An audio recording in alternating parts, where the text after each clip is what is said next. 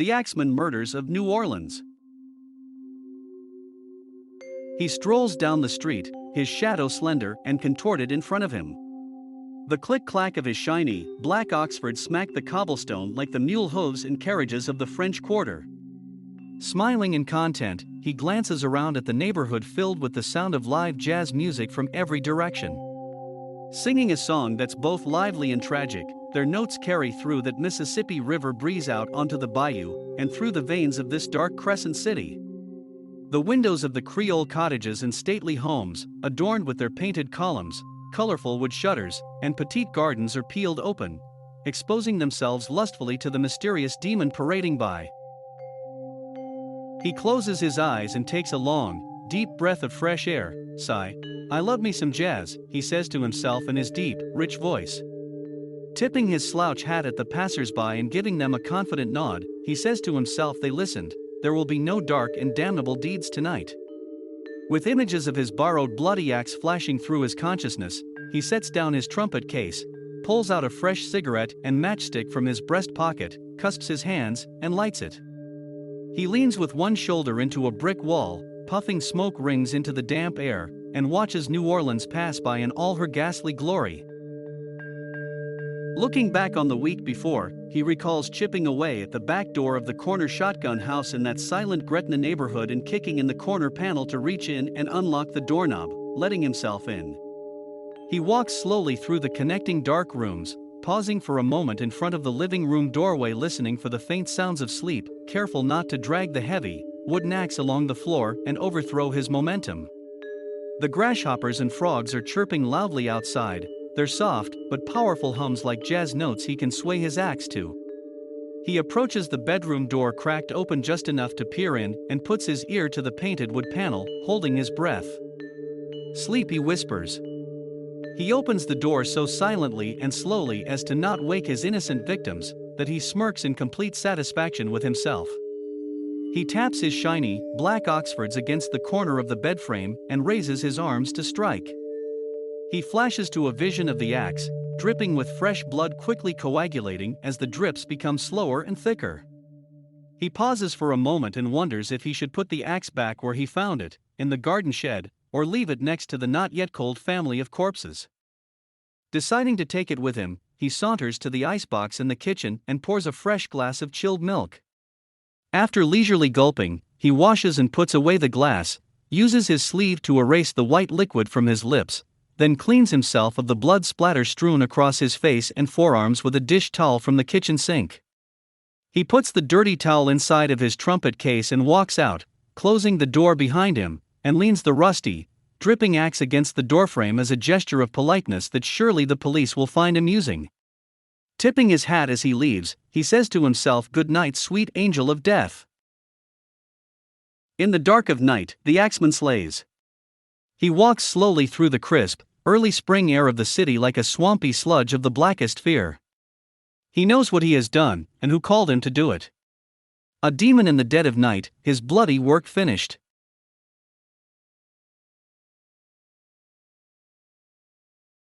The Axeman of New Orleans.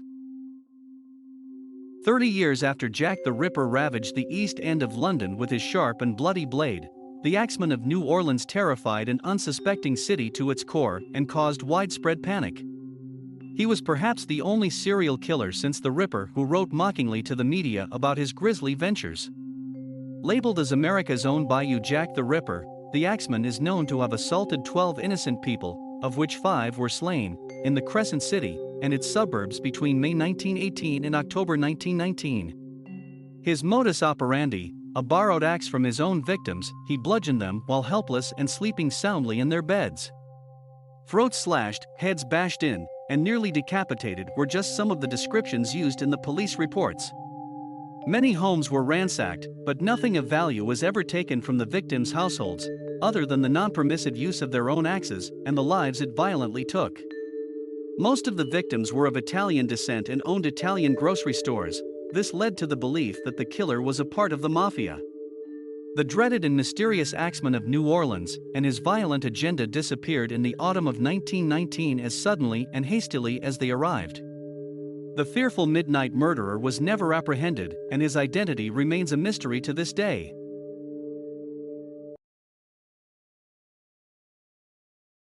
Found dead in bed, the victims of the...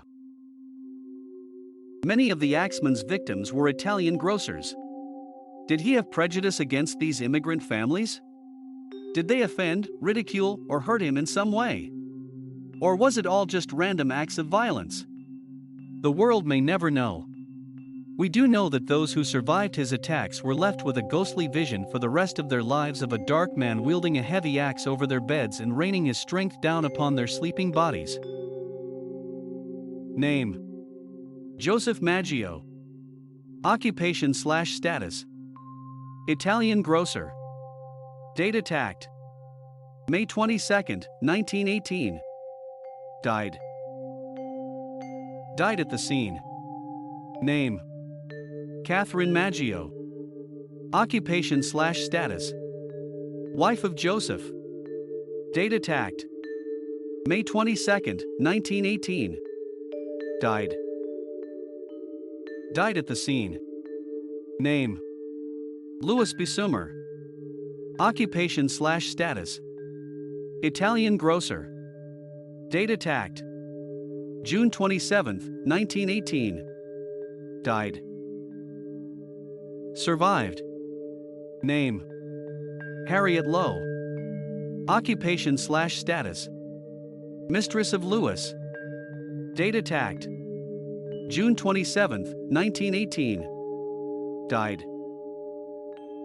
Died 2 months later.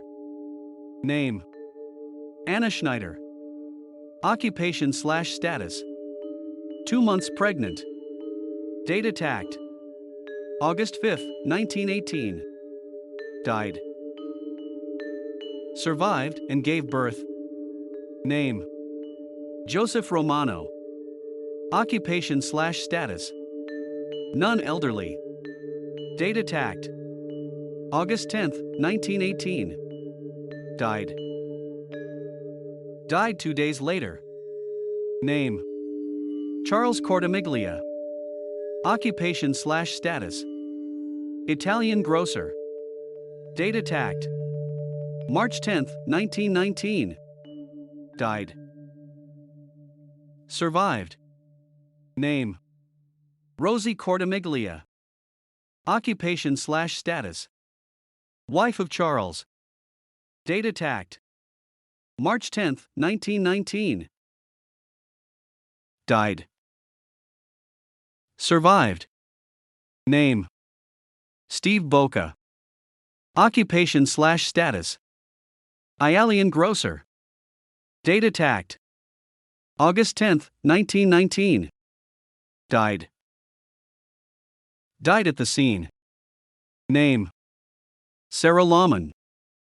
Occupation/status: homemaker. Date attacked: September 3, 1919. Died at the scene. Name: Mike Pepitone. Occupation/status: Italian grocer. Date attacked: October 27, 1919. Died at hospital. Hell, March 13, 1919. In March of 1919, the New Orleans-based Times-Picayune newspaper received a taunting letter from the supposed axeman. He revealed his love of jazz music and propositioned the citizens of New Orleans to jazz it in their homes the eve of St.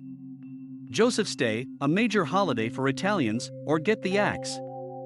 The letter reads: Hell, March 13, 1919.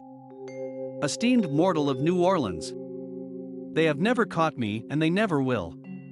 They have never seen me, for I am invisible, even as the ether that surrounds your earth. I am not a human being, but a spirit and a demon from the hottest hell. I am what you Orleanians and your foolish police call the axeman. When I see fit, I shall come and claim other victims. I alone know whom they shall be. I shall leave no clue except my bloody axe, besmeared with blood and brains of he whom I have sent below to keep me company. If you wish, you may tell the police to be careful not to rile me. Of course, I am a reasonable spirit. I take no offense at the way they have conducted their investigations in the past. In fact, they have been so utterly stupid as to not only amuse me, but His Satanic Majesty, Francis Joseph, etc. But tell them to beware. Let them not try to discover what I am, for it were better that they were never born than to incur the wrath of the axeman. I don't think there is any need of such a warning, for I feel sure the police will always dodge me, as they have in the past. They are wise and know how to keep away from all harm. Undoubtedly, you Orleanians think of me as a most horrible murderer, which I am, but I could be much worse if I wanted to. If I wished, I could pay a visit to your city every night. At will I could slay thousands of your best citizens, and the worst, for I am in close relationship with the angel of death.